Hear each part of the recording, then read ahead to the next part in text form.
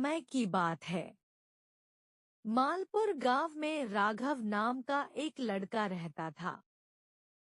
उस गांव में एक गाना गाने वाली चुड़ैल रहती थी। वह पढ़ने में बहुत होशियार और काफी चतुर भी था।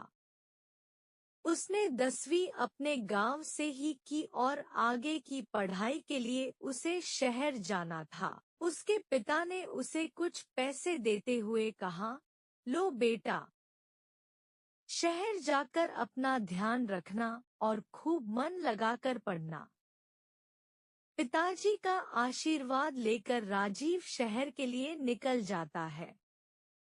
शहर पहुंचकर वह अपने पिताजी को खबर करता है कि वह सही सलामत शहर पहुंच चुका है। अब वह अपने रुकने के लिए एक मकान तलाशने में लग जाता है। तभी मुरारीलाल उसके पास से होते हुए गुजरता है।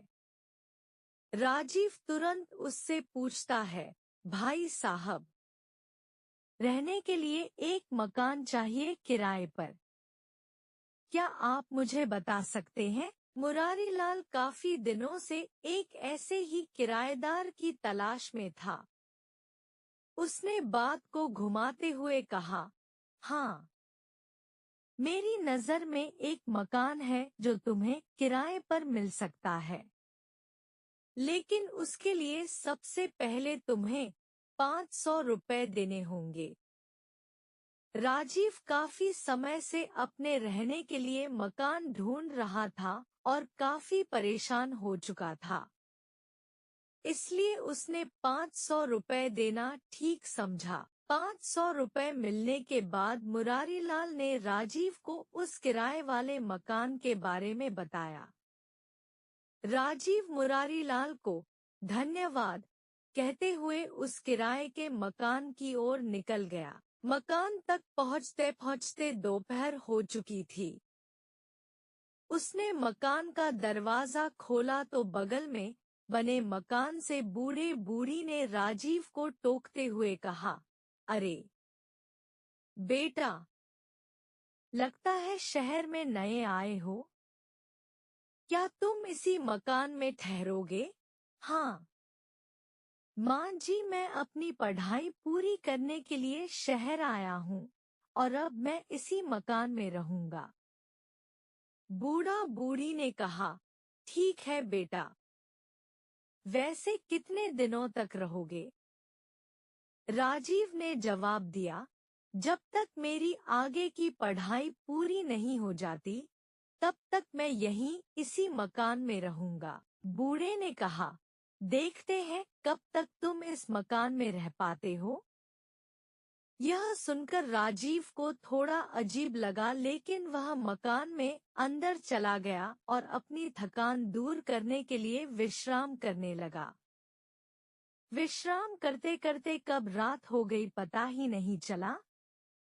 लगभग रात 12 बजे राजीव की आंख खुली। उसे छत पर एक अजीब सी आवाज सुनाई दी।